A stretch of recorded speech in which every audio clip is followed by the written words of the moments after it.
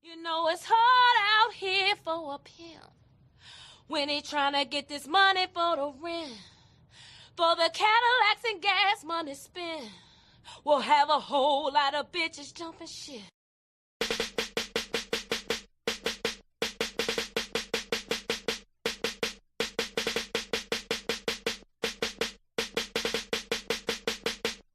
You know it's hard out here for a pimp when he tryna get this money for the rent, for the Cadillacs and gas money spent. Will cause a whole lot of jumping shit. You know it's hard out here for a pimp when he tryna get this money for the rent, for the Cadillacs and gas money spent. Will have a whole lot of jumping shit. What's going on, party people? It's your man, 50 Grand, the Godfather, Nate Milton, and you are about to listen to another excellent episode from the Nefarious Media Network.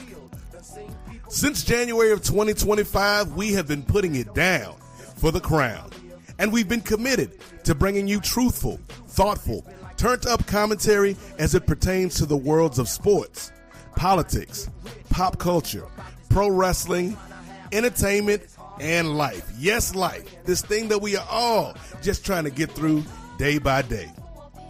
An electric word called life, as the man used to say. And that brings us to the drive for 500.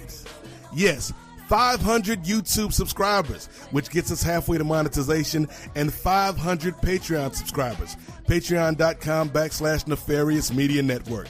That's our stretch goal for the year. Because if we hit those marks, it allows us the flexibility and the freedom and the funds, quite honestly, to do some more things here at the network, to be more consistent with our shows, to bring you new shows, and to bring some people on to help with production.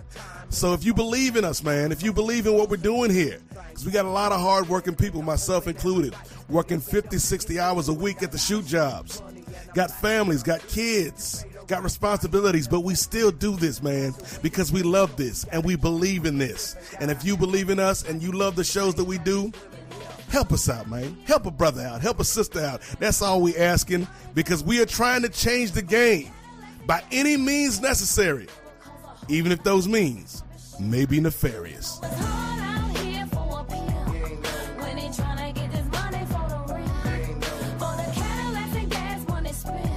We'll have a whole lot of jumping shit.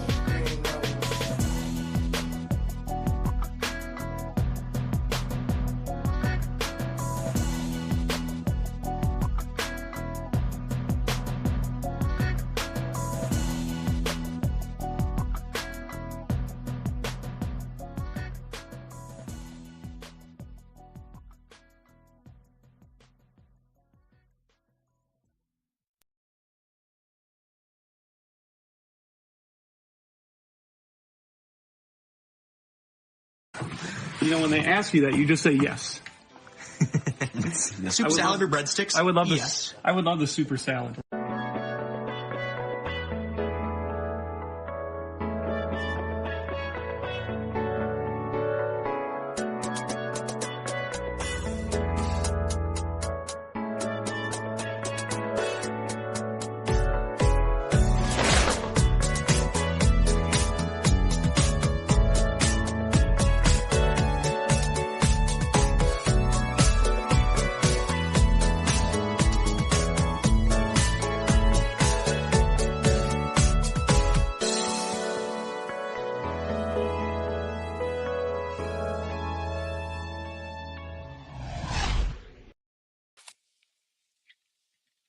Hey, what is up, my friends?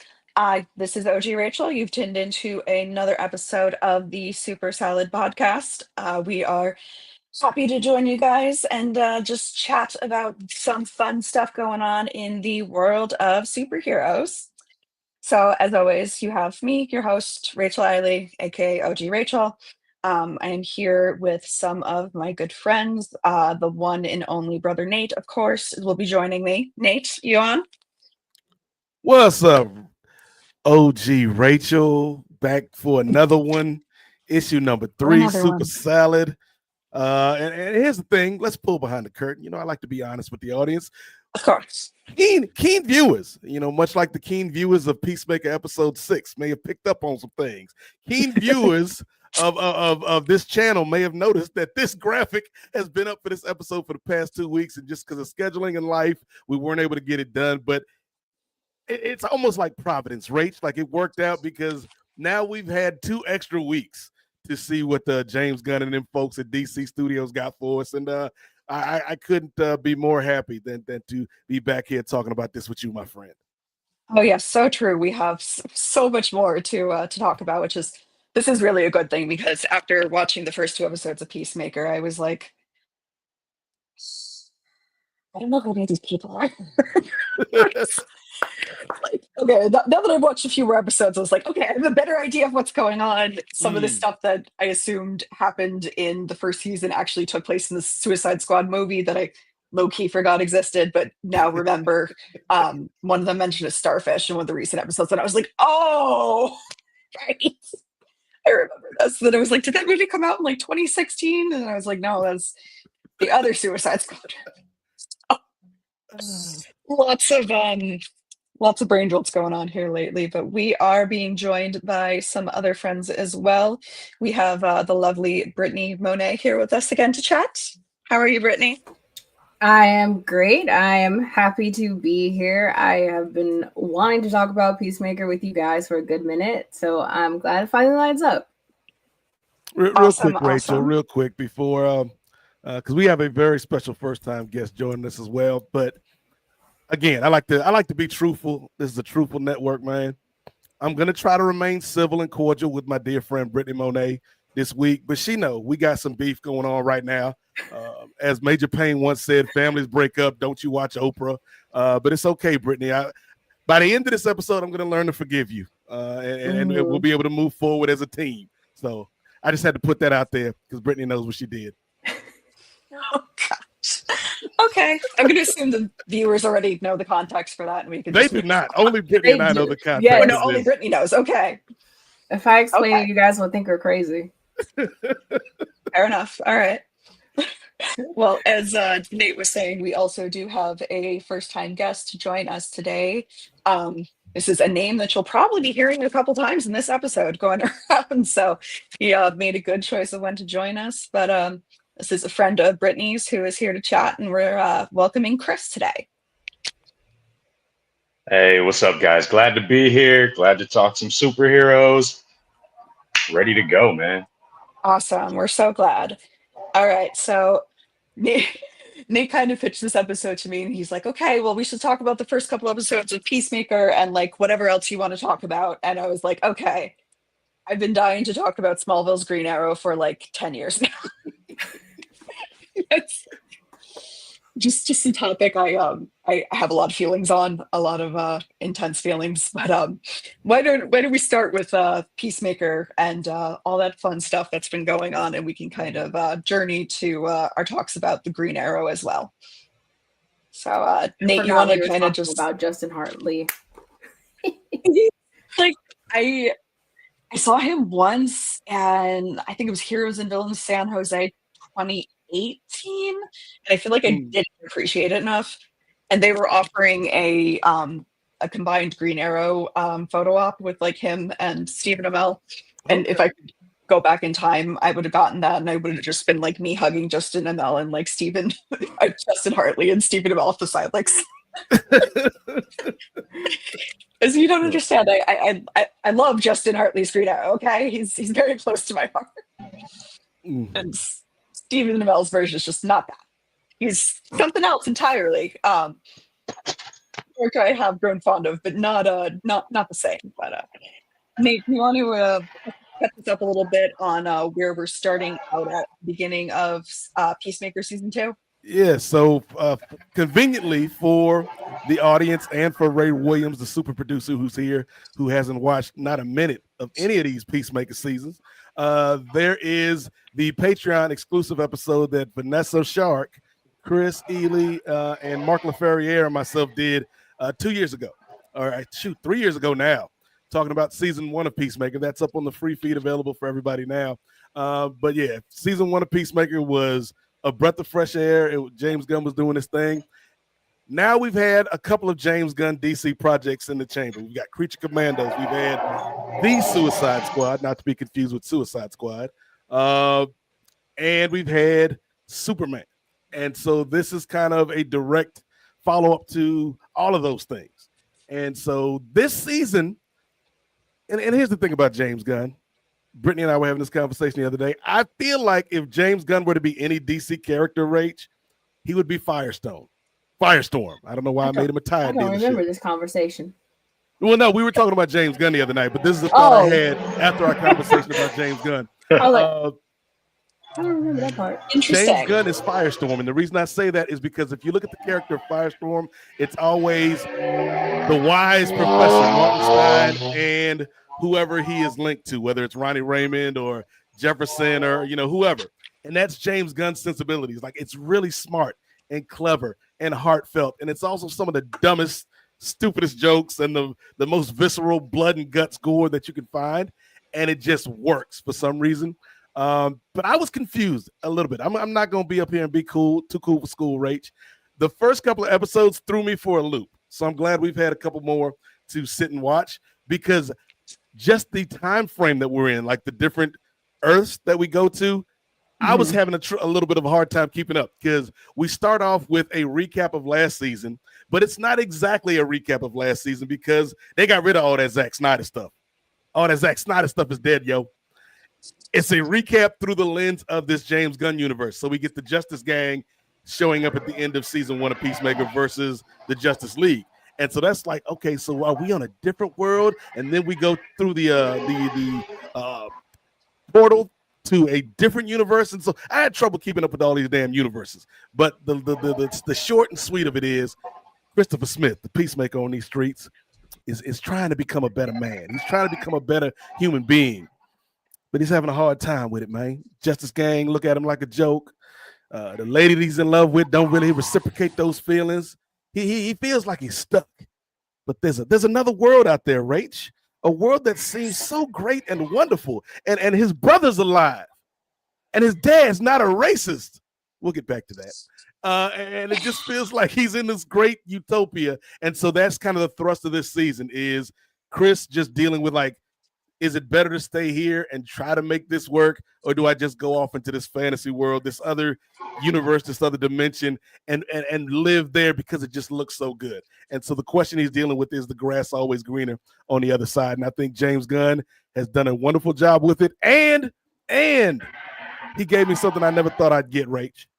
We got Tim Meadows, the ladies' man, out here cutting it up on this superhero show. So all right, we'll get into some more details here in a little bit. But yeah, like, to me, overall so far, season 2 of Peacemaker has started off on a strong note. It's not as overtly silly as season 1, but there are some laughs to be had. But there's also some really deep feelings to be felt, Rach.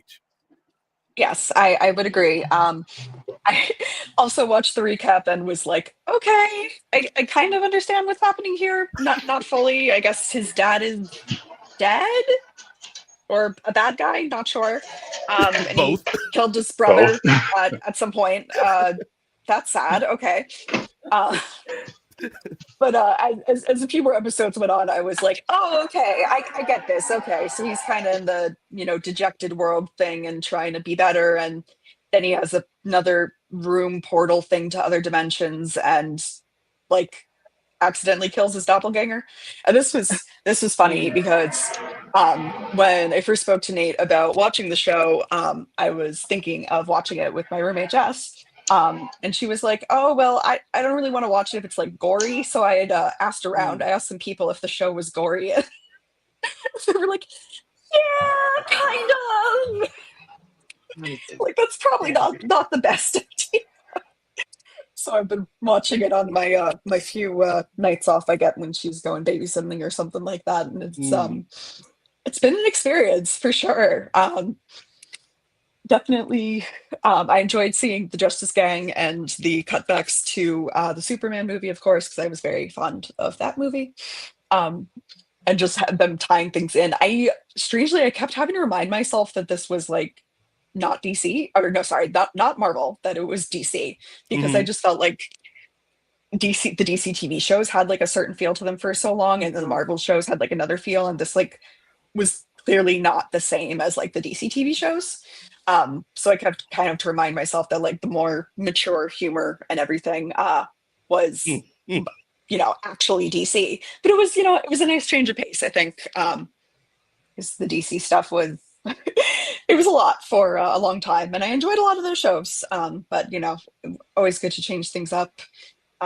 They got him dismembering the body of his doppelganger, which was like, okay. And he's got the friend who turns out to be Adrian Chase, and I was like, oh, I know that name. And then I was like, oh no.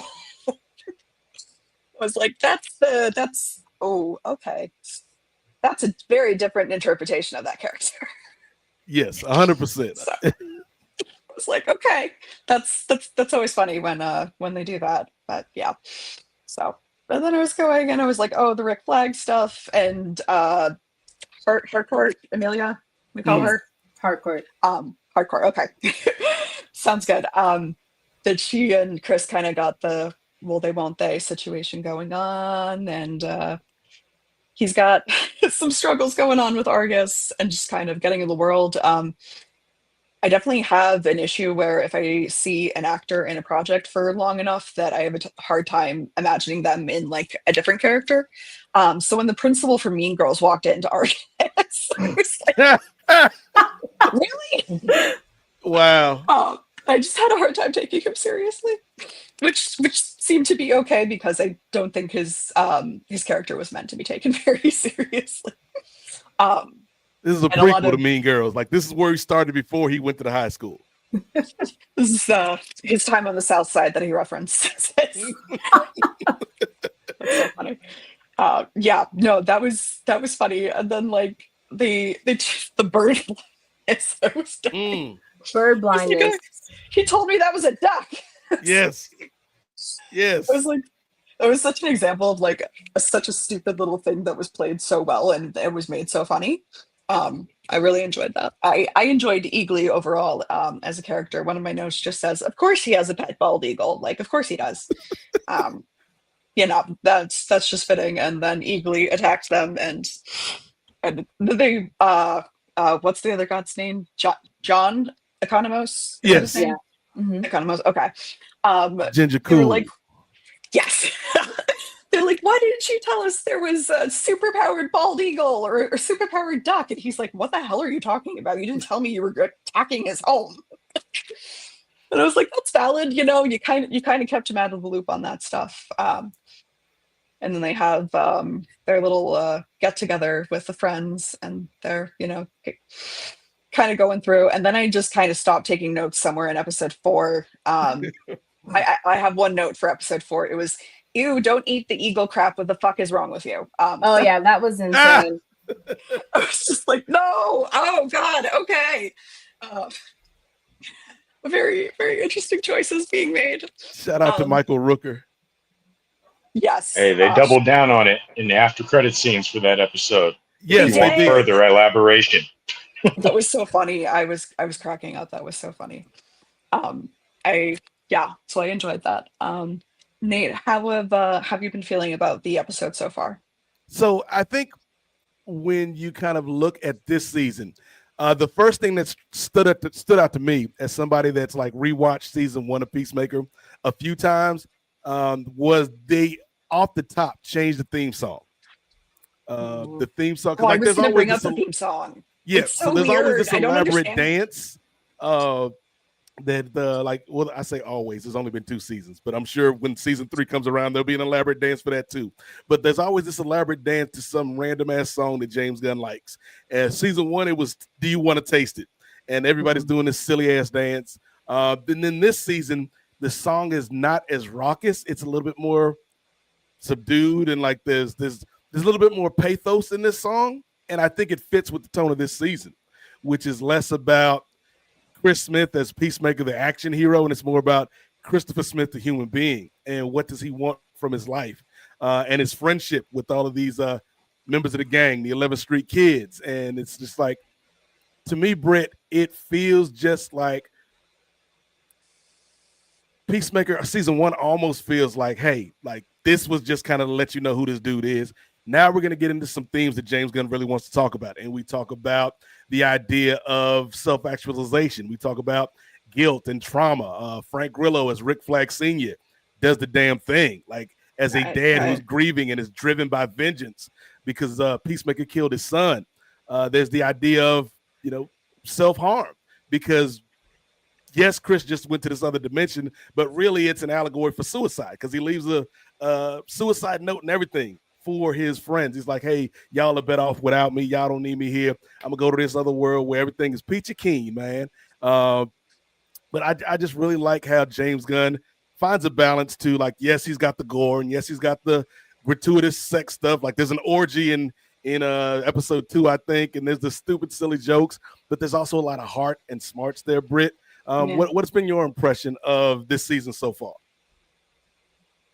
I've personally really enjoyed it. I remember though, like when the first Suicide Squad movie came out, I was like, okay, cool, John Cena's character, and I really loved like Rick Flag saying Peacemaker, what a joke, and like I was like, they should bring back Rick Flag and not.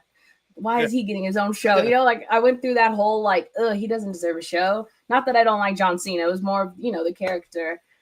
And then obviously you change your mind. And season 2 now is like you're hooked if you've been watching from season 1. And it's just been so fun. And I think it's been fun seeing James like Gunn's work in general just like grow from like the Scooby-Doo movies when I was a kid to, Guardians of the Galaxy, season 1. It's just been so much fun, and I really love Ads. Like she's probably one of my favorite original characters written for like a comic book stuff, just kind of like Harley Quinn was originally written for Batman the Animated Series. It's just been fun, and I think like the stuff with Tim Meadows is great. His bird blindness is like I think that's I don't like birds freak me out, so I just thought the bird blindness joke was really funny, and I kind of like low-key appreciated it because it's like, oh, all birds are terrifying. But yeah, I know it's been just such, I think, a joy. And then you start seeing that there's something wrong with this world, which I kind of noticed right away. I was like, there's no black extras or like people of color at all in this world. What's going on? And I was like, not even the ice cream guy. I'm like, this seems so weird. And then obviously, we find out why. But yeah, I really like what James Gunn is doing with this season. It's so fun. Yeah, when they had the Sons of Liberty attack thing going on, I was like, oh, something's weird here. Like I wasn't fully getting to what they're doing, but like clearly something different's going on here in this world. But yeah, no, I think they played it out really well. I think the reveal was done really well. I definitely like screamed "oh shit" at the top of my lungs. Yeah, surprise. It was well done. I liked it a lot. So I want to know, when did everybody figure out the mystery? But Chris, what was your thoughts on season 1 as a whole? Not season 1. Well, you can talk about season 1 if you want, but season 2 so far. Season 1, I enjoyed it. It was great from start to finish. It hooked me. I love the humor. It felt different coming from DC.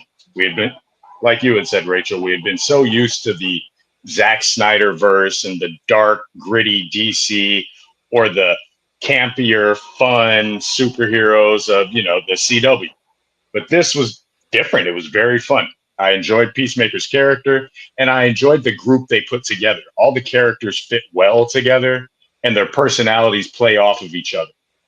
Season 2, I've been enjoying that just as much. It's bringing together some of the things that we were wondering about from last season, getting to understand why Harcourt actually has such an issue with Chris. It was awesome. It was like, oh, once you see what's going on in that other world, you can start putting 2 and 2 together. And the humor's been amazing. The characters are all fitting more into themselves. Like, I'm loving Adrian Chase. Every episode, he's really starting to flesh himself out. The acting strong from John Cena. I'm really thinking he's growing as an actor. He's really taken to this role. And let me see the twist. I was waiting for that to happen from episode 4. I was like, something's going on in this other world. It's too good to Okay. be true. And how could anybody love Red Dragon as much as everybody seems to in this world? And when we finally got it, it was worth every second of it. I just kept telling Addie, Ads, stay in that house. Don't you walk out that door by yourself. She wasn't listening, though. She wasn't listening. No, I've been having so much fun with this season, guys. So when did everybody clock it? Because that's the question. Because I knew something was off, because obviously James Gunn is not going to give Chris this easy, neat, happy ending in this other world. Like, something's amiss, right? Something's afoot. But when did we know that it was the exact thing that it was, which is, hey, we're on Earth X, y'all. We out here on the white supremacist planet. Because it took me, I think, until like, and I'm not even going to try to front, Britt. I did not realize that was the twist until maybe the beginning or the middle part of episode 6, where Harcourt starts to say something's amiss. Because, like, yes, there have been no black extras, but in my defense, I'm like, that's just Hollywood, man. That's how they do. That's how they do. No, I think for me, because I know that, like, you know, sometimes they will sprinkle in diversity and either extra roles, one-liners, or the villain of, like, the week. So, like, when you know that from, like, you know, like, kind of somewhat being a little bit in the industry, you're just like, wait a minute, there ain't no one here is a person of color. Not even, like that's what I said, not even the ice cream man. Like, so that episode when they're out, like, when I think he's with the other Harcourt, and they're like out in that town, and I'm like, well, there's no people of color here. And then I thought maybe it was just me at first, because I'm like, okay, maybe it's just me. And then other people were tweeting it, so I'm like, okay, but I don't know much about the actual DC comics. I'm not gonna front. So I didn't know that there's an actual, like, universe where everyone is Nazis and Earth X, and or I kind of vaguely remember stuff from Crisis on Earth X. Yeah. But, you know, it was one of those things where, like, I didn't think about that. I was just like, okay, there's no people of color here. This is kind of weird. And then I was like, wait a minute, wasn't his dad like a racist? And so that's when I was like, okay. And then you really, but when you see the reveal and the confirmation, like, that's what it is, you're like, yes, because that was so crazy when, you know, the guy's like, a black got out. One got out. What? I literally yelled. I was like, oh my God. No, I mean, maybe because I'm a white person, but I didn't pick it up until she said it. I was like, there's definitely something weird. They're like intentionally giving us a weird vibe for the thing, and the way the whole Sons of Liberty thing went down was just like, okay, that's odd. The way they were playing it, but as soon as Amelia said it, I was like, oh, and then, you know, simultaneously the stuff with Ads was going on. Okay, she's Amanda Waller's daughter? Yes. No. Okay, because they kept mentioning Amanda Waller's daughter, and there was also her, and I was like, I feel like that's the same person, but I'm not sure. So I wanted to make sure. But yeah, no, I didn't put it together until they said it, but I was like, oh crap.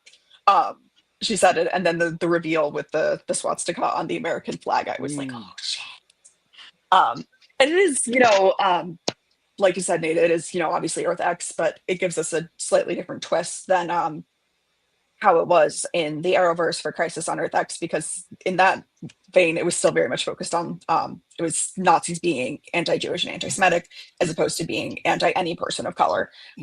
So it feels like a slightly different role, different way they play it, that's still very in line with everything.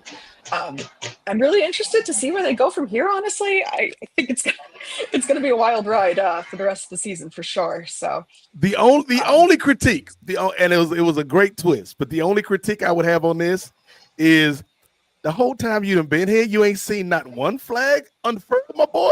Like, just so happen to be on this desk, my man.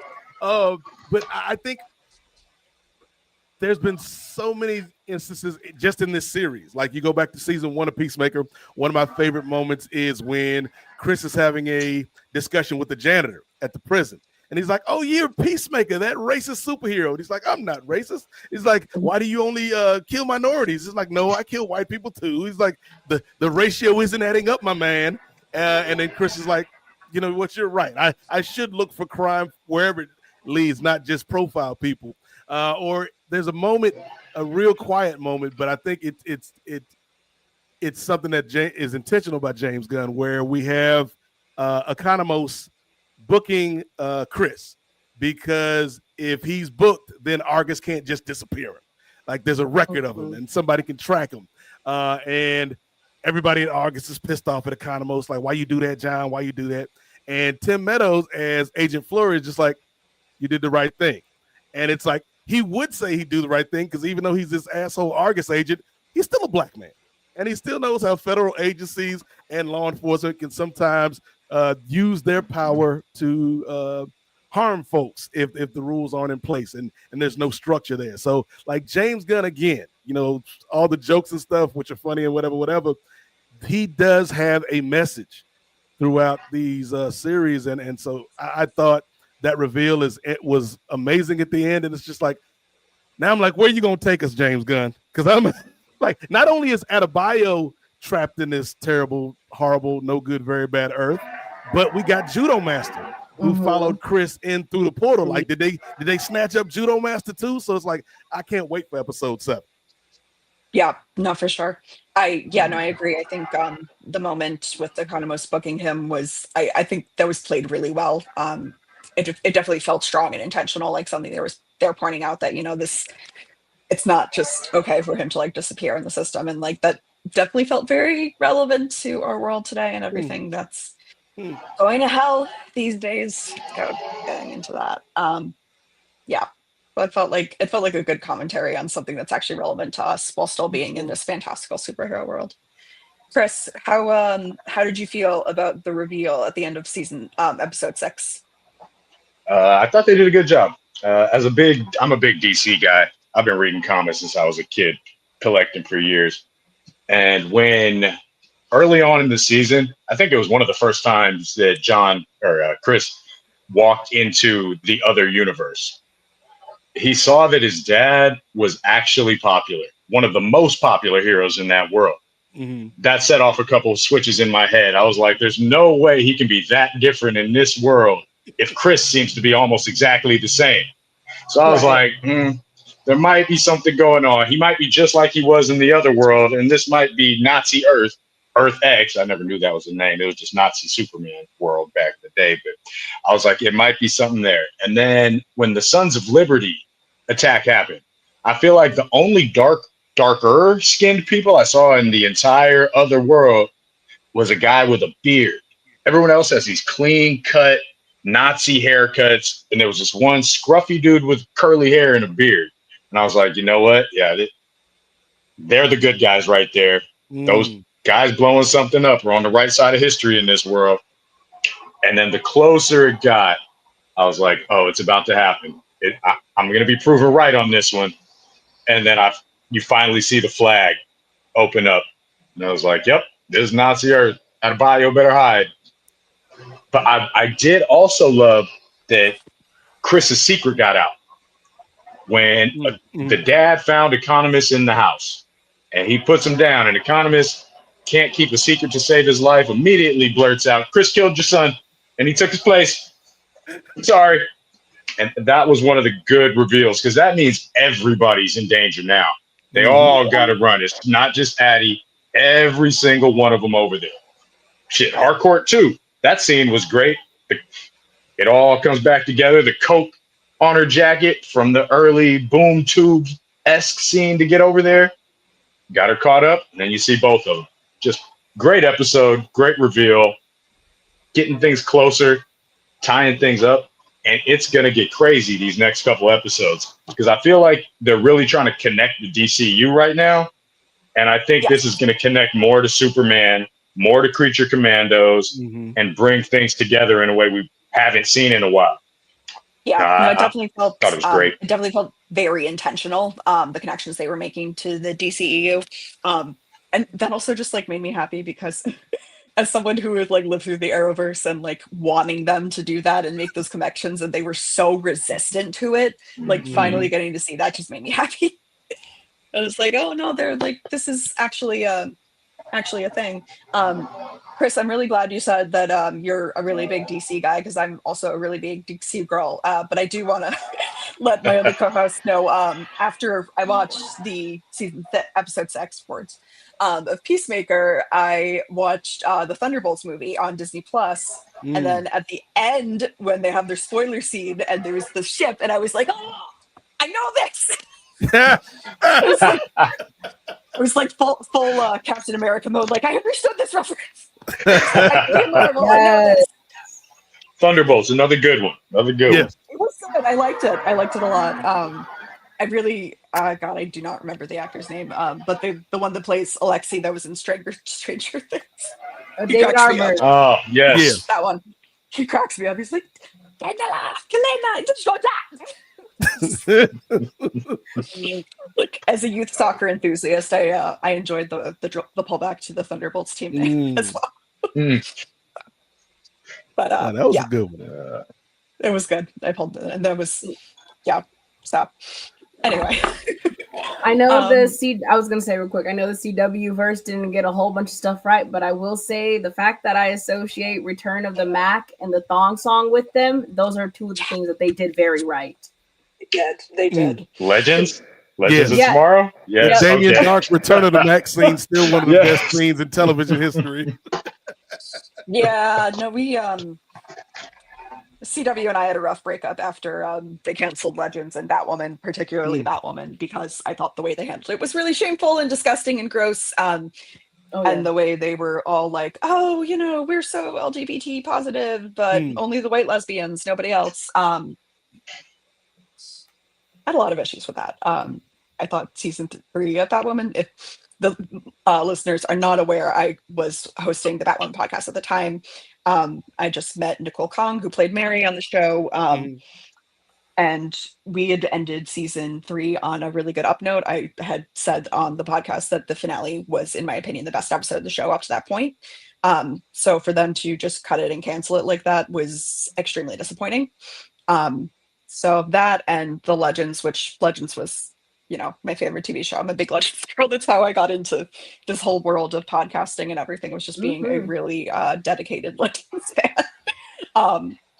And so seeing both of those at the same time, I was like, Andy had asked if the Batwoman hosts wanted to do the Gotham Knights podcast, and we're like, yeah, sure, maybe. Like if Batwoman didn't get continued, and like by the end of the day they announced the cancellation, we were all like, no, we can't do it. And I canceled my cable and have not watched the CW since. Sounds familiar, doesn't it, Britt? Sure does. I think we were off of that podcast too after Black Lightning got canceled, and me and Cap, like Clement and Vanessa were like, they were out already, and then me and Cap were like, no. I think that because we said we'll do Naomi, and then Naomi got canceled. And then Naomi got canceled. Yep. But at least we got a season. Hey. Yeah. CW was terrible. Black Lightning was such a good show. Sorry. And the fact that they canceled Black Lightning and the cast found out at the same time the public did, like that was dirty. It's shameful. Just really shameful, honestly. Yeah. So I think the last episode of anything I watched on the CW was like the Flash finale, and that was just because I'm a completionist. It's like I have to watch it. But then after that, I haven't watched anything on that network. Yeah, no, they ended Legends and Batwoman, and I canceled my cable, and I was like, I'm done. The audacity to cancel a show that just signed Donald Faison.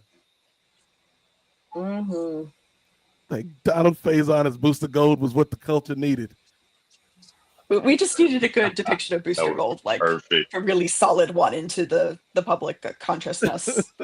I really would have liked that. That was another great use of music in Legends, like because Donald Faison's introduction scene was set to Ani Kamose's The Hot Stepper, when he like freezes time and then he's playing golf during the Revolutionary War or wherever the hell they were at, and it's just like I don't think I watched the last season of the Legends, and then they canceled it, and then I just felt like, I don't know if I want to get back to it. And then I haven't finished a couple of the shows that ended because of the way those cancellations went.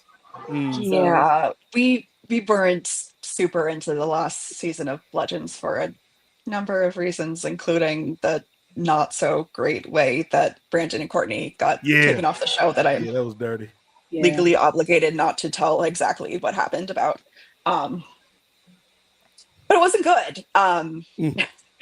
I think I've said fuck Phil Plummer on multiple podcasts at this point, and I will stand by those words. He can take me to a defamation case. I'll represent myself. But You know what? I realized. Sorry, we didn't talk about one of the best scenes in episode 6. Well, that's I think we're headed to the same place, Britt, because I was going to say the good news is we've come out of the darkness of the remnants of the Arrowverse, and now we're here in this DC Studios universe where not only do we have this great show called Peacemaker, we got Lex Luthor in the building, ladies and gentlemen. Oh, that's not the The scene I was cameo. talking about. That's not the scene I was talking Not about. the scene you was talking about. We're When talking Adrian, about the heroin room. when Adrian meets himself was like Yeah, Yes, that was a good one. that too. the best. I love this. Oh, He's like, immediate Spider-Man meme. Perfect. Yes. yes. That And was he's so like, oh, funny. my dad's not gay here. He gave off like non-problematic Ezra Miller vibes. Like if Ezra Miller was non-problematic, that's the vibe. His Yes. parents were like, who's this person walking? Okay. They were just like, okay, whatever. I was like, oh gosh. No, that Cheerios, was this is crazy. everything was his character was fantastic in that episode. He just played so well. Some of the way he was talking to his mama, like that's how you know, like Oh, even whether it's Earth X or not, Adrian Chase had to be white because if Adrian Chase was black talking to his moms that way, he wouldn't have made it to Earth X. Mm-mm. Just slap the shit out of him. belt to ass. And deserved. Yes. But I did enjoy I guess what he called it his special room that was full of heroin and Germany. And they're Well, like, and that oh, was one of yeah, the no, biggest differences between the two Adrians was their rooms. That's how you could tell one of them wasn't taking out criminals. One of them was doing something else. Earth X Adrian had no coke, no money, nothing in there. It was tools. It looked like a garage. Yep. He was Yeah. doing very different activities on that Earth. Making bombs. Yeah, and it was so Yeah. funny to me because he'd been focusing on like, I bet I'm still best friends with Peacemaker, and like that's like a defining thing for all the worlds. But then when he meets himself and he's like, no, Peacemaker's a douche, like it sets him off, but it shows like the difference between the worlds fundamentally, and like, you know, Mhm. A subtle Adrian. thing about Adrian that I like, guys, is so the last thing we see from Adrian in episode 5 is like he just completely breaks down when Chris leaves him, like, for lack of a better term, the suicide note. He's like, y'all better off without me. I'm going to this other world. You know, I was never happy here, da da da da. And he just breaks down in Adebayo's arms. And these two are always like beefing. Like she don't really have beef with Adrian, but he has beef with her because he's jealous of her friendship with Chris. But he just breaks down, and like we finally get some real emotion from this character, and then he immediately his mind goes to I can meet my other self because that's a way to get away from these feelings that I'm having by thinking about how neat it would be to meet this alternate universe me. But I did love just that quiet moment where like he's heartbroken because he's never gonna see his best friend again, and Adebayo's there for him. And it's like I really like the group that they put together where they don't quite fit, but they work. yeah, no, it definitely gave me the, you know, ragtag team of not quite heroes but not quite villains feeling a bit. I like that scene as well. It felt very raw and real, and just kind of like that he definitely felt it as like a personal rejection because, you know, I'm Peacemaker's best friend, and you know, and Peacemaker was like, there's nothing for me in this world, and like you could tell that like killed him. And it was emotional. Well played. Yeah, I'm definitely looking forward to seeing where the season is going. Me too. But let's go back to jail for a second, Brittany Monet. There you go. Let's talk about this man, Nicholas Hoult. Oh my goodness, Lex That's Luthor. my boy. Not only Lex Luthor from the movies, but a cussing ass Lex Luthor from the movies. I yelled. I was so happy. I had a feeling one of them was going to be on this episode because they were the whole Peacemaker crew all posted selfies with David. And I was like, okay, well, Superman is showing up at some point. But this episode ended up being Lex, and I just love Nicholas Hoult. I've liked him since a very long time when he did Skins and all of that. And I may be the only person who loves that movie, Renfield, but I love it. So yeah, just Nicholas Hoult is so good when to see him play like someone really evil is fun. Yeah, no, I really enjoyed his portrayal of Lex in Superman. So getting to see him back again was very exciting. And I I feel like some actors trying to play Lex, they just they can't get into the legitimacy of his evil and how deep it runs in him. And I felt like he had a really good job portraying that. And some other actors just kind of come off as corny. Where you could say this guy, he's no, the metahumans are a threat, blah blah blah. I need to take over the world, and it's not just because it's the right thing to do, but it's because I'm the right person to do it. He very much believed his own bullshit. I would say. Mhm. And I think not every Lex actor is able to do that. So I like that about him. I thought the scene was very funny. I thought it was very in line with being oh, get me away from the metahumans. Though seeing him in the jail like that with his description of the other metahumans was amusing for sure.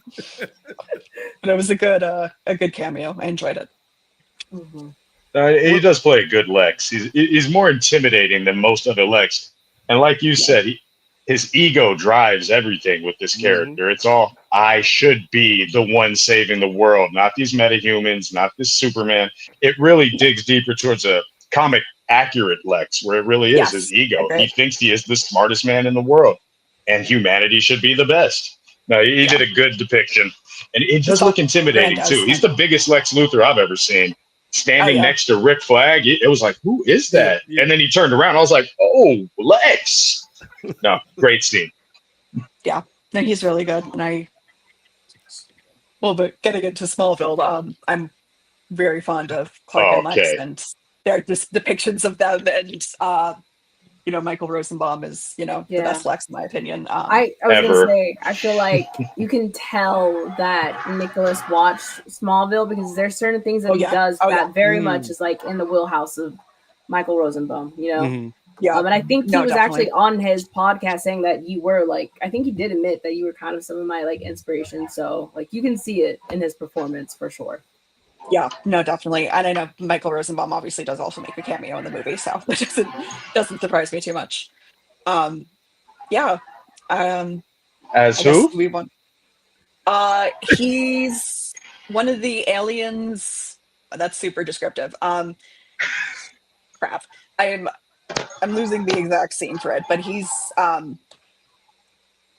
when they're in the pocket dimension, he's like an alien that walks by. He's like, why did you do blah blah blah? Something like that. That's super descriptive. Okay. Oh my god, I'm sad I missed it. Yeah, he has. It's like a super quick cameo, but that's cool. He was on there. Yeah, Raptor Guard #1. That's his name. Okay. according to IMDb, that's how he's credited. Raptor Guard #1. Nice. But yeah. I've listened to a couple episodes of Michael Rosenbaum's podcast as well. I listened to Talkville with him and Tom Welling doing it and just reviewing the Smallville episodes. They're so funny together. I've seen them in person too at various cons. They're all just very funny. So I like them. All right. Did we have any final thoughts on Peacemaker? Did we kind of wrap up on that topic? I would say one of the best scenes of the whole season so far to me happened in episode 6. And that was when Chris and Amelia finally have an honest conversation in the interrogation room. And this is something the crux of who both of these characters are. They're both broken, but not beyond repair. And I think we see Amelia's go-to is through physical violence. That's why she goes out to these bars and gets beat up at these bars every night. Chris's go-to is through becoming numb. How much beer can I drink? How much coke can I snort? I don't want to feel these feelings. And so I think John Cena, to me, has upped his acting game to another level this season. I think he was always good as this character, even when Brittany didn't like him in the Suicide Squad. I think he was always good, But just that scene alone, like the conviction that he displayed in that scene, where he's like, "No, I'm not going to let you dance around this question because we both need to have this conversation." And then Amelia finally breaking down and telling him, like, "Yeah, I go to bars every night, and I, get into fights because it's the only way I can process this stuff." And he's like, "I know it. I don't care because I love you." And so, like, I have not always been on board for the Chris and Harcourt relationship, but I think to our Chris's point, that once you kind of realize, like, oh, there's a reason she was always such an asshole to Chris. It's because there are things because of how Rick Flag Jr. died, and it's all of this stuff twisted up in all of these emotions, and two people who are repressed and trying to get out of that repression, man. It's good stuff. It's good stuff. And that's why, again, like, James Gunn is so good at walking that tightrope between, here's some stupid, silly jokes. Here's a fox vomiting. Here's Michael Rooker dancing in his drawers. Like, here's some silly ass stuff. But I'm also going to give you something that is really genuine and heartfelt and human. And so, that was one of the scenes that I have enjoyed the most this season. Yeah, no, I was going to say I really enjoyed this small mention in the first episode where they're like, "We think you suffer from toxic masculinity," because it was just like such a funny way of putting it. But it, I think it does show when she goes out to the bars and she gets beaten up and does all the things and beats people up. That, like, yeah, she's clearly very much struggling with something here. And seeing her be vulnerable with Chris in that moment was, yeah, I think it was really well done. I thought it was very touching, and it kind of reveals the heart of where they're going. Okay, I think that about wraps everything up for Peacemaker. So Any last thoughts? Any last thoughts, Chris, Brittany? I think we said everything. I'm just real excited to see where it goes next. Okay. Oh, I did have a question for Chris, though, going back to the Lex of it all, because there have been some breadcrumbs sprinkled about that this season ties directly into Superman Man of Tomorrow. Where do you think we see Lex next? Will it be in that film, or do you think we'll get him, if not in this series anymore, in another series before that movie? I think we might get to see him in something before that movie. Even if it's in an animated, I'm not sure when the Creature Commandos is coming out, but I feel like the deal he made with Rick Flag Sr. is going to have him working with a government agency, and we'll see him doing that work before he's freer in the Superman Man of Tomorrow movie. Yeah, I feel like he'll be able to be more of a villain if he isn't being surveilled. So I think by Superman Man of Tomorrow, he might be either a villain at that point, back to his normal stage, or he might even end up working with Superman because of the government work he's doing right now, or he will be doing because of his punishment. So hopefully we'll see. Okay. Nice. Alrighty. So the other half of this episode was basically going to be me ranting about the Green Arrow in Smallville. I would love for it to not just be me ranting about the Green Arrow in Smallville. Hold on. Time out. Shout out to Andy B in the building. They call him Andy B, like the $6 million man. You can't stop this, brother. Salute to you, Andy. Hope you're well, my friend. And yes, Andy is always here for any Smallville talk. So that's the end of our Smallville discussion. We'll see y'all next week. Bye, Andy. That was mean. Andy did let me know he was very much looking forward to this episode. So I'm glad he's here. But Andy, if you're wondering, I did think about extending an invitation, but I didn't know if you were up to talking. But we will talk Smallville again, and you will get an invite, my friend. Definitely. There's much to talk about. Okay, so I'm just going to give some background on like how I got into Smallville. This was fall 2013. It was the fall of my senior year of college. I kind of like transitioned out from one friend group to another. And the friend group that I transitioned into was doing a rewatch of Smallville. And they were sometime in season 7, when I kind of joined them and was like rewatching with them. The first episode I remember watching was the one where Lex pushes Lionel out of a window and kills him. That was like my first memory of Smallville and everything that's going on. Crap, what's David Glover? That's his name? No. John the Glover. guy, the actor, John Glover. Okay, sorry. I was like, no, that's not right. I met John Glover a couple times and he's hilarious. Super fun person to chat with. Definitely recommend. So it was kind of just going in like midway through season 7, and then Green Arrow joins the show as a season regular at the beginning of season 8. He had like a couple of he had a small arc in season 6, and then I think he's in like 1 or 2 episodes in season 7, and then becomes like a normal character. So I was like new to the show at the time, but getting into it and getting interested in him. And I thought his character plotline was really interesting. I love Justin Hartley. I think he was a fantastic actor with him. And it kind of just, as the show evolves, he goes on, I guess, kind of like a darker journey than they show Clark going on in the show.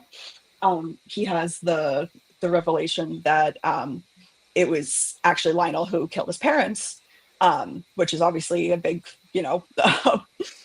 affecting event in his life. And if you're not familiar with Smallville, they wrote Michael Rosenbaum out at the end of season 7, but didn't officially kill Lex off until like halfway through season 8. So he was like existing in this like shadowy trailer that was like keeping him alive, but it clearly was not actually Michael Rosenbaum. So then I think some point in season 8,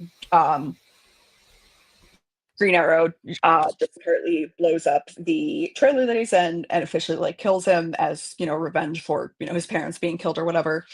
And Clark does not take this well, which I think is a little hypocritical of Clark, because he's not like directly he's killed a lot of people actually, not being like, I'm going to kill this person. But I of course went back and then watched the whole show through like 3 times. So I've seen all of it now. And I was always taken in the earlier seasons how many like high schoolers just ended up dead in the show. And I was like, Smallville High is going to have like a really high mortality rate. And they just, like fall over and like, oh, now he's dead. Or, oh, my mom tripped down the stairs and now she's dead. A good number of people die on this show. So I do think in context, it was a little hypocritical of Clark to be like, oh no, you're not one of us now, blah, blah, blah. And he kind of goes on a darker path through that, and ends up doing what's pretty blatantly described as a suicide attempt. And then he kind of gets back into the game. He has a romance with Chloe. If the people are not familiar with Chloe Sullivan, she is the original blonde, original character for the TV show that's really good with tech and has Watch in her code name. If that gives you enough hints. I got really into watching before she started Bolt. Before she started, yes. Yes. Well, to be fair, Chloe didn't start a cult. She joined one. There we go. She joined a cult. No, Chloe didn't join a cult either. Allison did all that. Yes, you know what I mean. Don't put dirt on Chloe's name. Chloe just trying to make stuff safe in Metropolis, Brittany. Chloe didn't do anything wrong, no. Allison, we ain't gonna talk about, but that's y'all want to. Oh, okay. Well, something just short. When I first got into Smallville, I was like following her on Twitter, and I remember her posting about this like organization for young women called like Jeunesse. And I remember like going to the website a few times and like looking at it and checking it out. Yeah, that's part of the NXIVM cult. I later found out, but I was like, that's crazy. Chloe tried to get you. I was like, damn. For her cult. I felt really taken aback, but that's what happened to you on the Earth X or whatever. You that's what happened to the other you. You got recruited into that cult. For the cult. That's so right. Take it down the cult. Yeah. We don't need to comment on that situation, but that's crazy. I really loved Chloe too. She was my favorite character. This would have been a very different podcast if that had happened. Yes.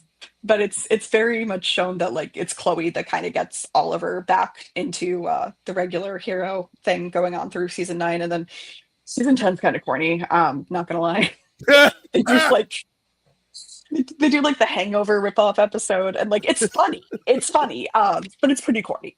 And then they ultimately have the whole thing, and then like what is it? Dark Side, is that for the final season?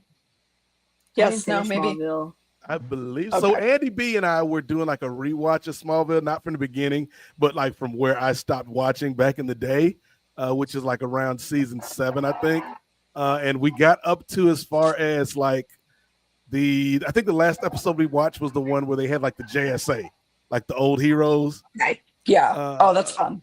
So like, because they were doing a lot of weird things in like the season 9 and 10, I think, just bringing in characters because like we ain't gonna be around for too much longer. Let's just have these characters. That was so funny that Smallville was my first like introduction to so many DC characters, because like they would pop up somewhere else. And I'm like, oh, I remember when they were on Smallville. Like that was my context for so many people. But yeah, no, they have the final big shutdown or whatever, and Oliver gets like Omega branded or something. He has like the Omega symbol on his forehead, but like it's very strange. But then Chloe and Oliver get a little happy ending. I mentioned that this was all taking place when I first watched all of this in 2013, because in 2013 there was also this other show airing that I did not know about at the time called Arrow. And my friend that was like, hey, you really like Green Arrow, you should watch that other show that's going on about it right now. And I was like, oh, wow, okay. So I think I binged all the episodes of season 1 and the first half of season 2 of Arrow on the break between the first and second half of season 2, and got really into Sarah Lance for reasons a lot of other people also got really into Sarah Lance because she's awesome. I really love Arrow Sarah. She's got like so much going on. I love her on Legends too, but the Legends is definitely a more like funner, quirkier side of her, where season 2 of Arrow, Sarah is like very much dealing with her demons, and she's like, she's got a lot going on, as the kids would say. So I really enjoyed that portrayal of her. And of course there is Felicity, who I guess it's not until season 3 that they like really bring her in as a love interest, but like you could kind of tell that they were heading that way. I think I've heard different reports on if that was always the plan or if it was supposed to be with Laurel and they just like Brittany. Huh? Oh, I don't think it was always the plan. I think it was supposed to be Laurel and Ollie, and he just happened to have chemistry with this actress who was probably only supposed to be on for a couple episodes, and that was it. They had chemistry, so like, okay, we're gonna bring her back. And then it was like, no, this is romantic chemistry, and people were like, we ship it. And then, usually I'm like, hey, give the shippers sometimes what they want, but I feel like this was the case where the ship ended up ruining the show. And I hate to say that because I love romance and stuff, but I feel like their romance really ended up ruining the show, unfortunately. Yeah, unfortunately. I'm a big Laurel Lance fan. She's one of my lawyer superheroes, so I have to love her. Even though there's a lot of legal inaccuracies in Arrow and her legal career, but that's for another podcast.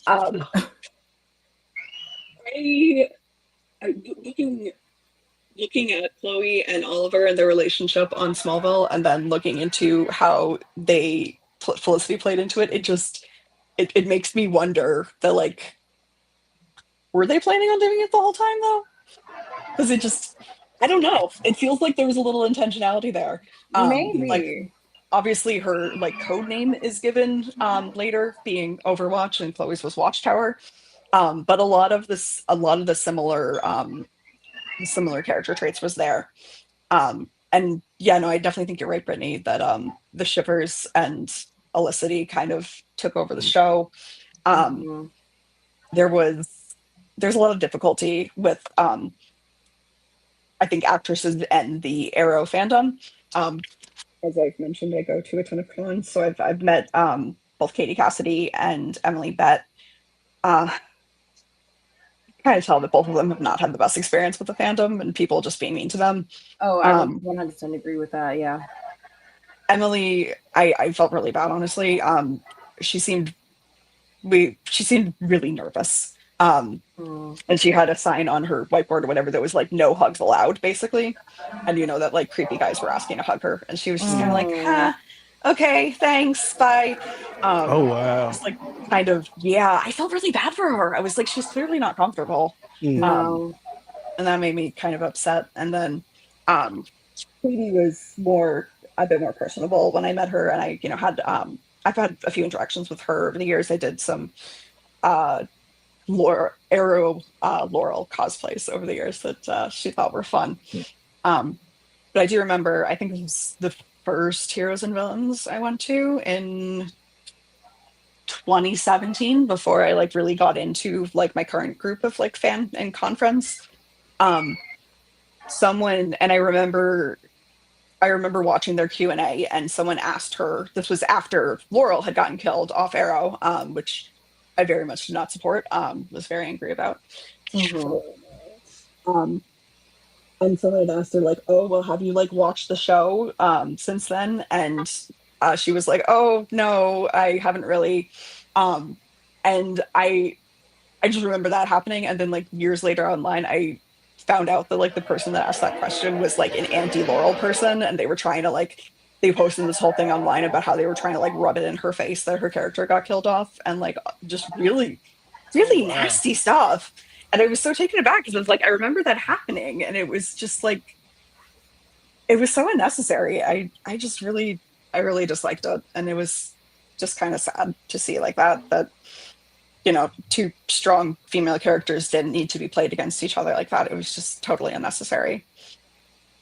Agreed. And I know we're supposed to be kind of talking about Justin Hartley, and I feel like we're forgetting one of his most important roles to the CW that maybe some people might not know, but I know because I got to do a live watch of this podcast with Keith Chow, Desiree, and Nick Lang when we all used to do DC TV Classics, and it was the CW pilot of Aquaman that starred Justin Hartley as Aquaman. Vin Rames is supposed to be like his like guy to go to kind of character. It was such a weird show. It took place in Miami. He was like a surfer guy. Like it was such a crazy pilot. And it definitely, I think that would have happened before if because then they didn't pick it up. So that's how he ended up being on Smallville. But just to imagine like that show would have been so interesting. Really weird. I mean, I would have watched it, but like that would have been I remember listening to the podcast episode of you guys doing that watch, and just being like, oh my god, this is so crazy. Like, I love Justin Hartley. I'm glad that he kind of reached some new acting fame in the years since Smallville with This Is Us and everything. It's not my tea, but I'm glad that he seemed to have break your heart. Don't watch it. Yeah, I know it would. So that's why I'm just like I have. He's got another show out now too. Like it's. I remember seeing something about it. Like he's some sort of cracker or some macho dude. Because I was watching the football game yesterday, as a matter of fact, and it was like, and stay tuned. Coming up 2 weeks on CBS, Justin Hartley's back with Justin Hartley's back. Right. Like I have no idea what this. It's probably something like in that Jack Reacher vein. That's what I was gonna say. Something hot like right that. now. He's got all these vigilantes. Tracker. Yeah, Tracker is the name of the show. Where's Ray with the graphics? Damn. I'm just joking. Brittany called you out, Ray. She said you ain't up on your job with that Tracker graphic ad for this show we just remembered 2 seconds ago. Wait, we haven't had our episode appearance of Ray telling us any of his thoughts on anything that we're talking about. Oh yes, we need to have Ray on, absolutely. Where you at, Ray Williams? Our very own Aquaman. I have nothing. I have nothing of any consequence or. Did you watch Smallville back in the day? I did, yes. What'd you think of it? I thought that was good. I mean, that was like, yeah, I was like I don't want to say like a teenager when it first came out. I mean, the theme song is iconic, Yeah, and that theme song still goes hard.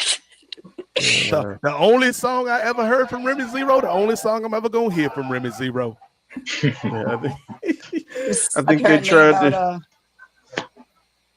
Well, I was about to say I think they tried to shoehorn like any song that had Superman or any reference to Superman yes. in the show somehow. Like Five for Fighting. That's how Yep. I Yep. found Oh out yeah. about them.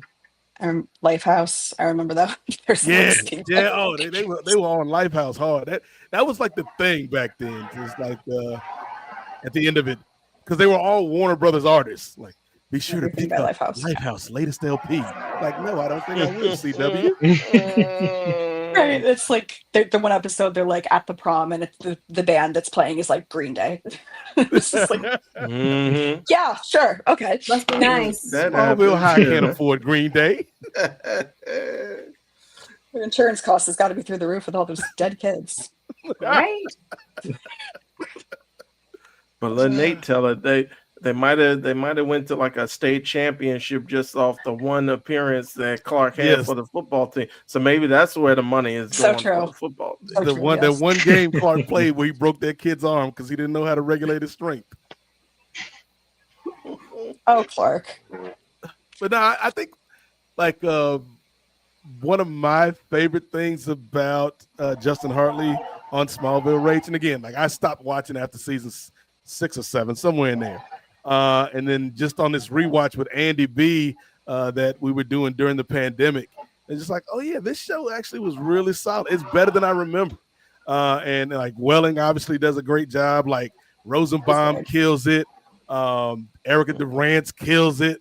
But I really like cult aside, like Allison Mack did a thing.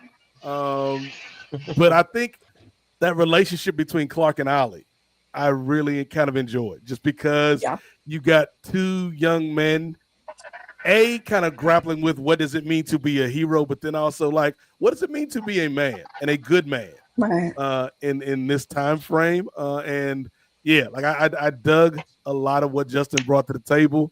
And I did like the relationship between Chloe and Ollie. Like I love the character of Chloe Sullivan. Yes, she was so good. She, much like Cliff Huxtable, are characters that I enjoy, but I can never talk about them again because of the people that played those damn characters. All this man Cliff was trying to do was deliver babies and eat hoagies behind his wife's back. He wasn't hurting nobody, but because of this actor, we can't even speak on that man no more. Same with Chloe Sullivan. I do listen to a number of true crime podcasts, so I've listened to some stuff about that whole situation. The only thing I'm going to say is I think it's possible to be a victim and a perpetrator at the same time. I think it's very possible to get manipulated by somebody and kind of buy into their bullshit and not realize that you're perpetrating harm at the same time. Like I said, I've seen Tom and Michael Rosenbaum, Tom Welling and Michael Rosenbaum a few times in person. One time close to when everything had happened, they were like, hey, so, just don't bring up the kind of elephant in the room. There's nothing really to address. Like, we only had really good interactions with her. She was a very kind person. So let's just not bring it up.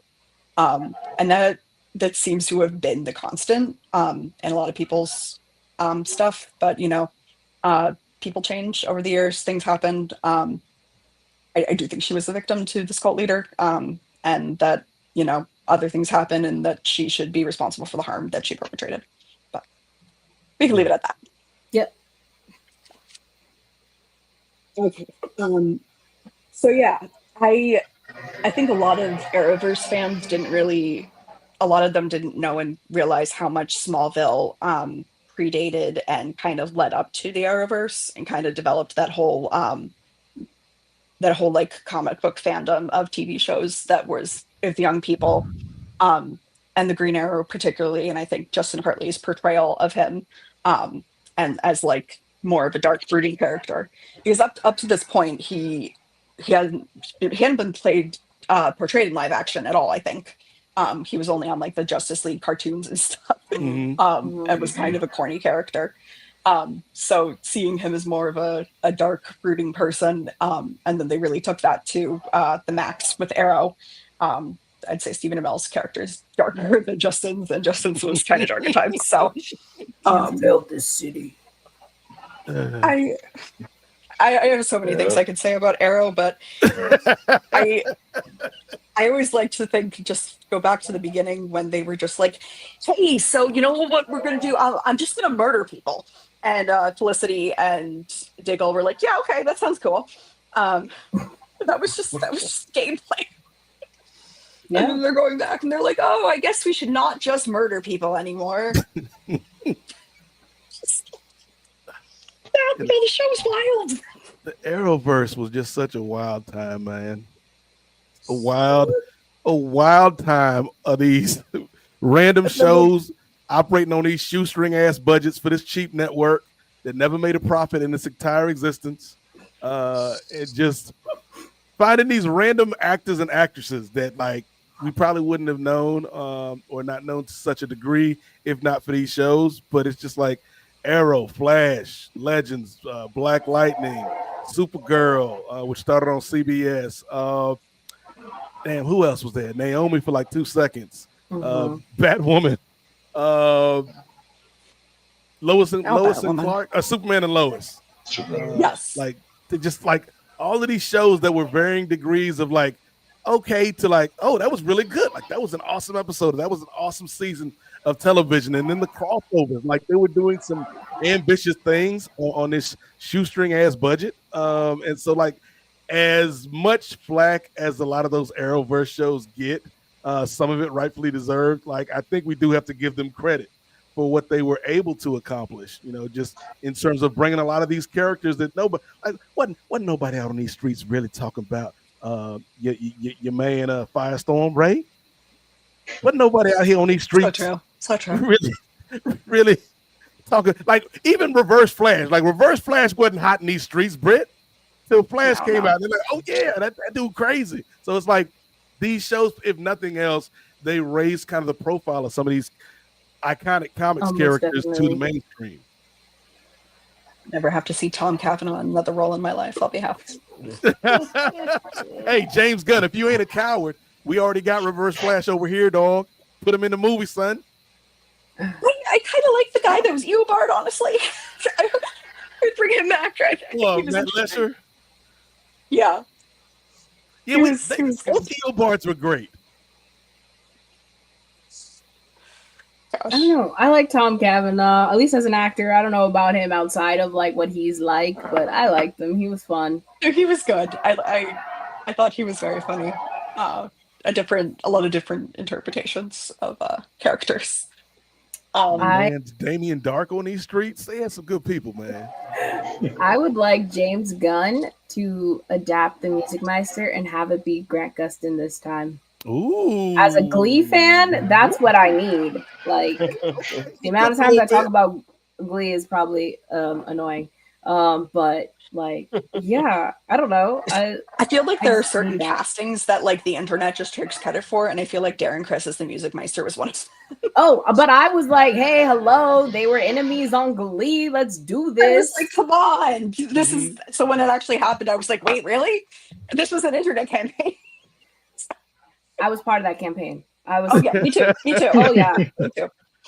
Love it. You know how these corporations work, though, Britt. It's gonna be Lin-Manuel Miranda as the Music Meister for DC. Honestly, he's on Disney's payroll. I don't know. It's a rapping ass Music Meister. Unless it guarantees Lin has got, his EGOT, because he's trying to get the EGOT. So yeah. Trying very hard. Oh, Lin. Yeah. I don't know where I'm going. we went down like a winding path through the Arrowverse. I like the Arrowverse. It was a lot of fun. I met a lot of awesome people in the shows and in fandoms. And I think it kind of it really anchored DC for a while because the DC movies were kind of awful for a good while, with the exception of Wonder Woman 2017, which is the best movie ever, regardless of Gal Gadot's inability to act. Not the second. Hello, not the second, not the second one. The second one was garbage. Enough champagne to fill the Nile. No, I saw something that was like Wonder Woman. The first Wonder Woman really works because Gal Gadot acts like someone who's just like completely seeing all of this for the first time, and it actually fit with her character. Yeah, that's probably why it's so good. Like in hindsight, it's like, yeah, It works. probably, In every other situation, her acting trash, but it works. That's legitimately my favorite movie, though. I'm thankful for the CW shows because then I would not have been where I am with, like, you know, first podcasting with Keith, which was funny enough. The reason why I even started podcasting with Keith was because of Iron Fist. And I was tweeting an agreement about, this is before obviously they cast who they cast, I was tweeting an agreement that you know, Iron Fist would make perfect sense being made Asian American in the adaptation. And you know, Keith, who runs Nerds of Color, was like, yeah, and then that's how we kind of linked up. And then he was like, hey, I'm doing a podcast on like old DC shows, and so, you know, that's what got it. And then obviously me every now and then live tweeting Legends of Tomorrow. That's how I knew who OG Rachel was, because sometimes I was tweeting and you were like tweeting with me. So, and then, you know, Nate, you sent in an email to the Black Lightning podcast when it was just me and Connie doing it at first. And because of that person who sent us the email like the week before saying, I'm tired of this blackety black show and they're blackety black this. And we read the email because we're like, this is insane. And then you emailed us back like, I got some blackety black thoughts. And that's how, you know, so I am deeply thankful for the CW and those crazy shows, because without it, I wouldn't have the connections that I have today with you guys and Andy and everything. So yeah, sure, maybe CW wasn't perfect, but it did bring us together, and you know, and I get to do this, so I'm thankful for it. No, I mean, I met my best friend and roommate in a Sarah Lance group chat, an Ava Lance group chat, and then realized we lived like half a block from each other at the time. That's so crazy. We might have never met if it wasn't for the Ava Lance group chat. Yeah, no, you're totally right, Brittany. This has been a wild adventure for me, just starting off as a very enthusiastic Legends fan, and then they were like, hey, do you want to like live tweet for us? And I was like, sure. And I would be tweeting like, this is a Courtney Ford Stan account from the Legends podcast account. Really just whatever entered my mind at the moment.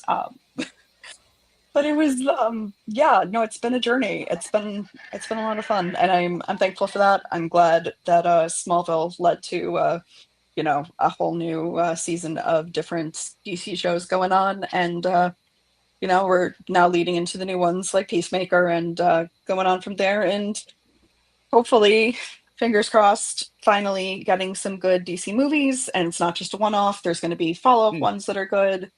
Please, please, please. I have faith. Please. I have faith.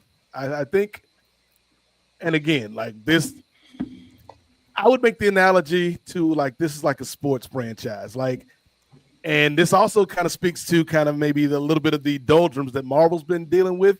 Like, if you've been a championship organization for like 10 years, eventually people's contracts go up. Eventually some of your older stars got to retire. Eventually some of your coaches may move on. And it's like, how do we keep the momentum? How do we reload instead of rebuild? But then when you look at DC, and this is no shade to the creatives of the previous regime, except for Joss Whedon. Brittany knows we got to fight Joss Whedon. Got to fight Joss Whedon. Well, shade to Joss Whedon.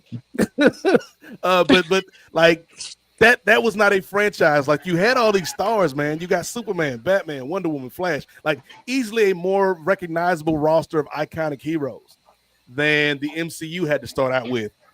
But you didn't win any chips. You didn't win any championships. Like, there were one-offs. Like, Wonder Woman was hot, the first one. Like, I thought Birds of Prey was all right. I love Birds of Prey. Like, that was a good one. there was some decent films in that mix, in that rotation.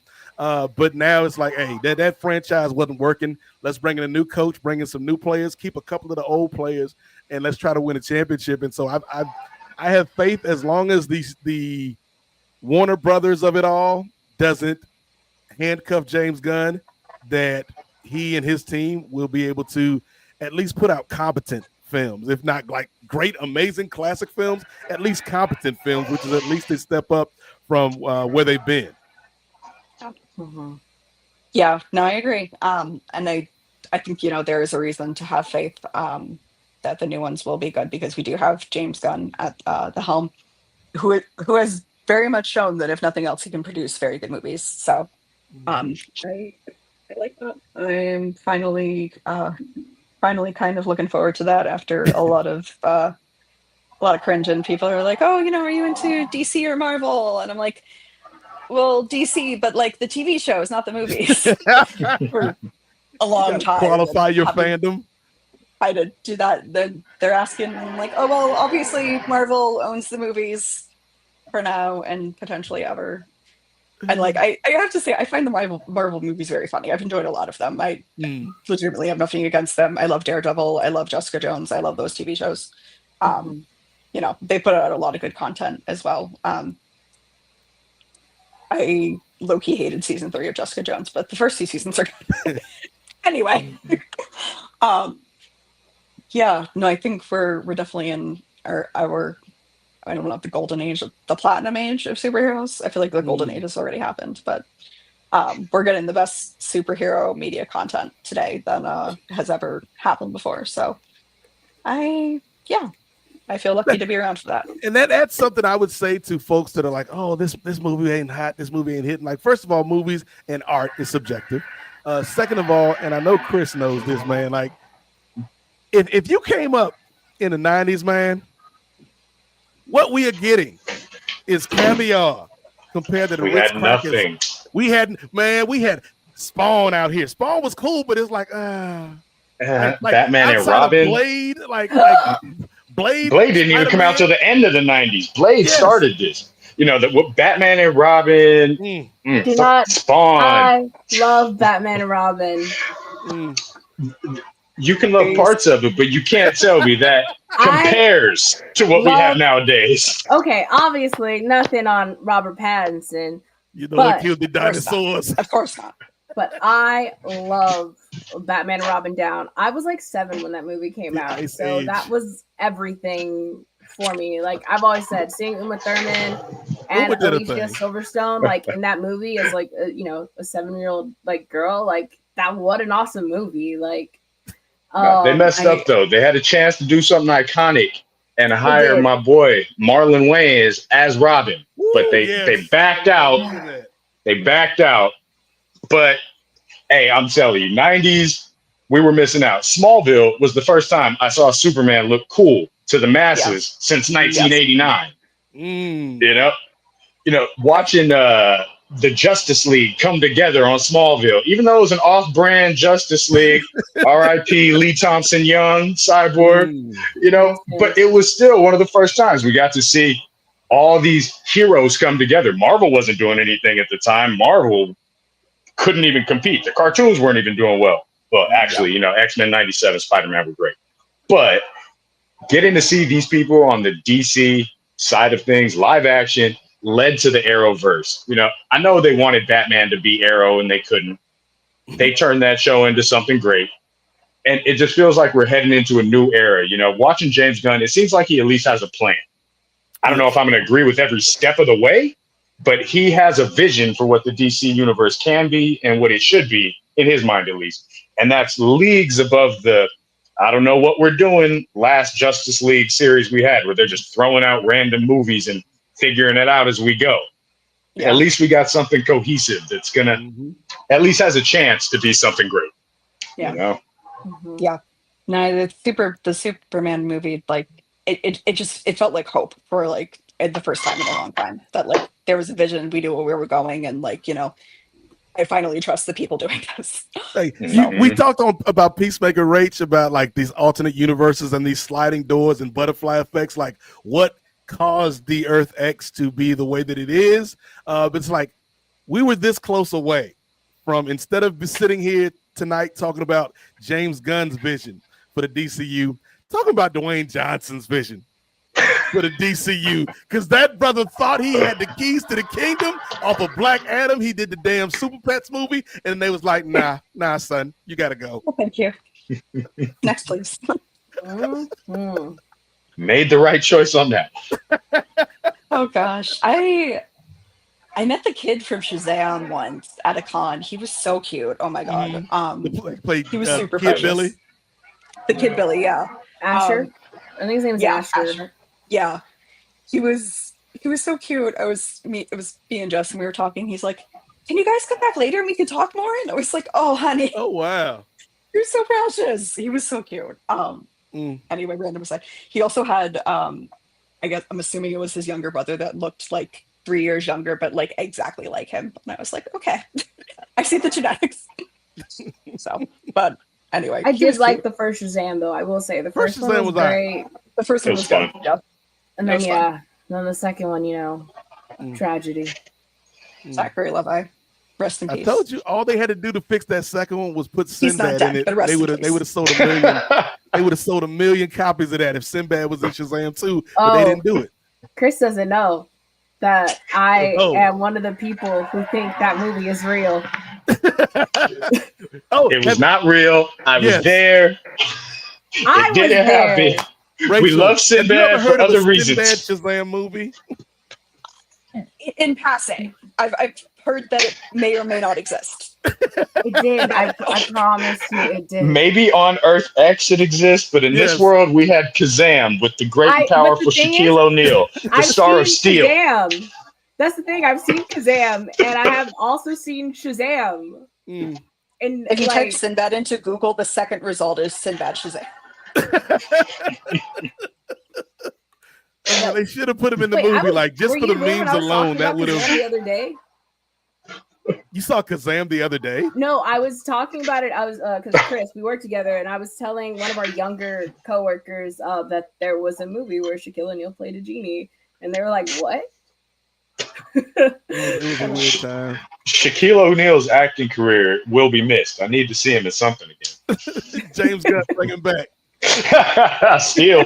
It would be so epic. Like, it would be. At least a cameo in the Steel. You know, movie, he if can we do something. Of course. That was a fun conversation, Rach. Yes, it was. It was fun. I didn't know enjoyed where you were going to go with the Hartley connection, but I'm glad it brought us all the way around here. Yes, it did. I think it was a good one going around. So, okay, yeah, we should probably wrap up. It's been like an hour and a half, so you're probably tired of listening to us, but it's all good. Nate, do you have any wrap up thoughts? I'm going to first of all. I'm gonna allow our guest to speak first. Chris, it's been a pleasure chopping it up with you, my man. Anything that you would like to promote besides Shazam starring Sinbad on Blu-ray?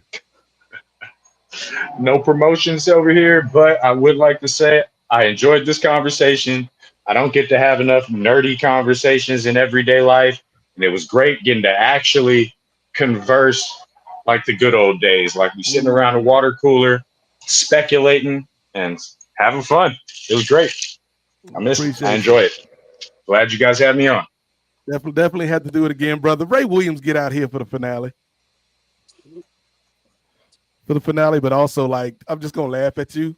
I'm not gonna be as mean as Brittany was earlier. Like, why didn't you have that tracker image ready? But I'm gonna be like, Ray, why you put up the solo shot of that man when it's not even a picture of the man? You could have just left us all on the screen, Ray.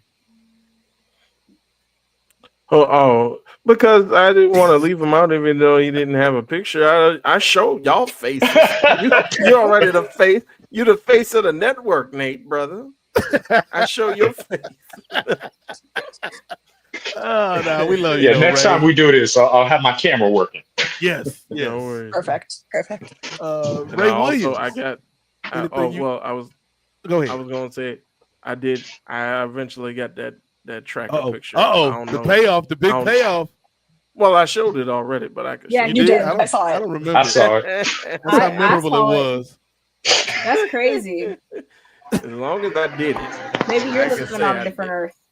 I say maybe Ray showed that tracker image on the same Earth that Sinbad Shazam exists. So Yes. true. Also, why Nice. is Sinbad Shazam a hit on Earth X? It doesn't seem like that would be their kind of movie. You know, you're right. We That's enjoy great. watching them. We just don't want to associate with them. Good Oh, I entertainment. did see that earlier. I didn't know that was Tracker.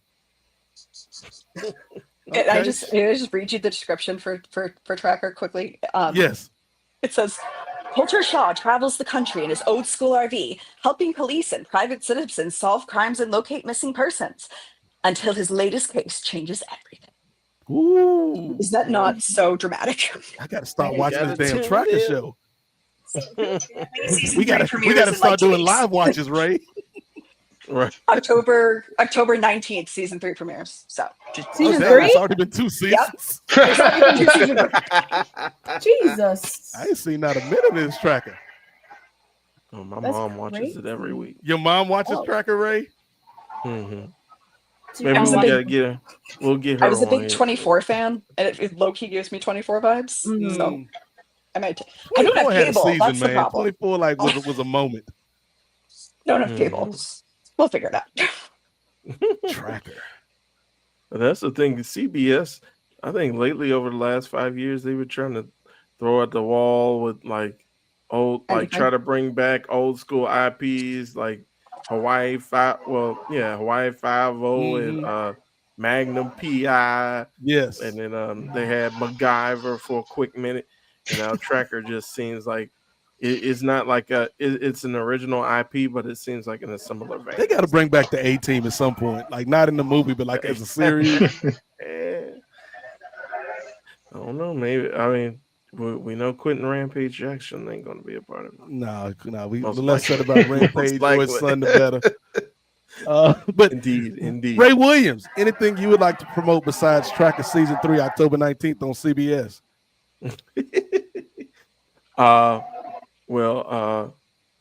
My hit song Superman Up and Away will be airing on the Smallville spinoff coming up. Just thank you guys for having me on, even though I contributed very, very little to this episode.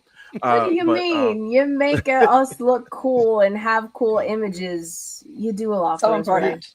You're our very own Eagly, Ray, and you'll get that reference 3 years from now when you watch Peacemaker. Maybe 6 months, not 3 years. Hey, it took you how many years to see Remember the Titans? Oh my Damn. Exactly. Damn. When you let me know, then I saw it immediately. It wasn't on my must-do list after 25 years or so. You Okay, think it so just I would by watch Cool Runnings. Yeah, we got to do a live watch of Cool Runnings one of these days. Cool Runnings. Feel the rhythm, feel the ride. You could find me here, as always, on the Nefarious Media Network, helping out behind the scenes.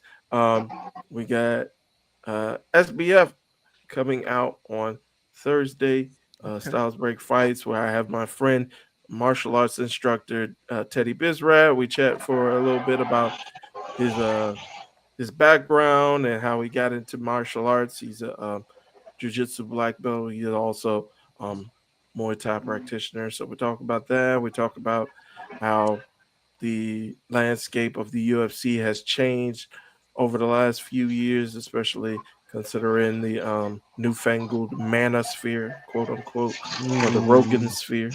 So we chat about that, and I also go on solo again. Come back, Chi Chi, come back.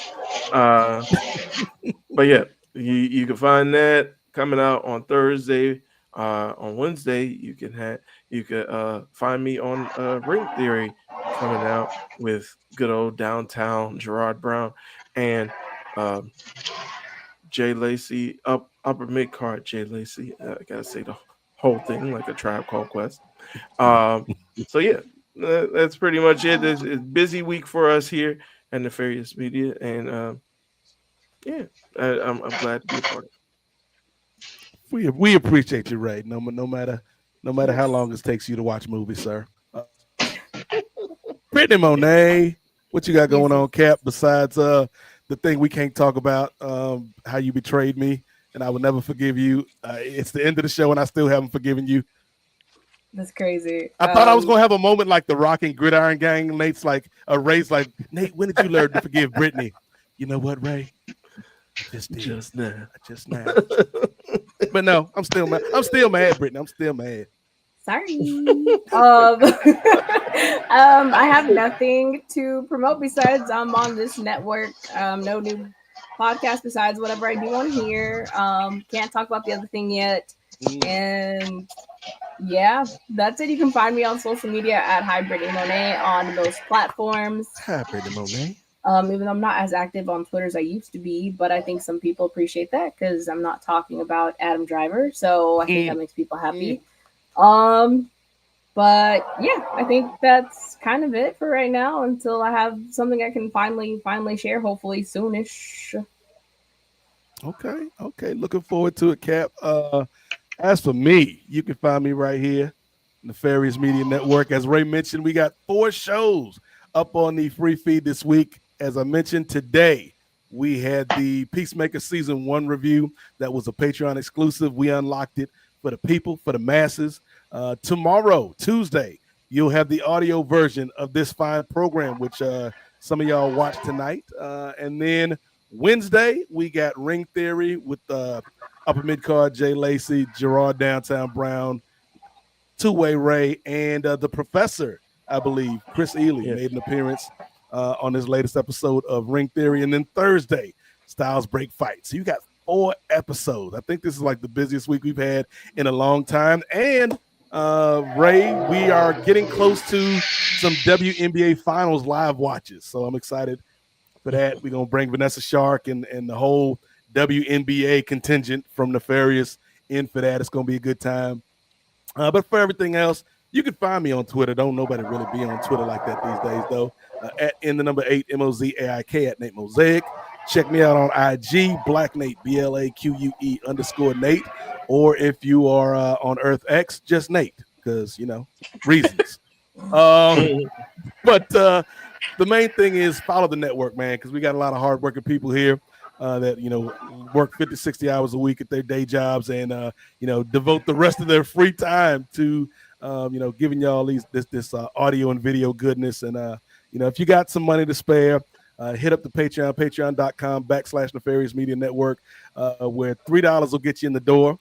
If you want to pay more, we won't stop you. And then subscribe to the YouTube, subscribe to the IG, subscribe to all our socials, man. That costs you nothing, but it does a lot for us in terms of, getting us some more eyeballs and spreading the good word. Because there's as Ray alluded to, there's a lot of toxic masculinity. There's a lot of hardcore radio out here, if you will, with this manosphere nonsense. And, we just try to bring a little balance, man, have a little fun, talk about some things and, make it do what it do. So appreciate everybody that tuned in this evening and shout out to everybody listening in the future. But finally, the final word, as always, has to go to my dear friend, OG Rachel, who, again, if you want to support us because you like the shows, that's one thing, but Rachel hadn't said it because she's brave and strong and she's my friend.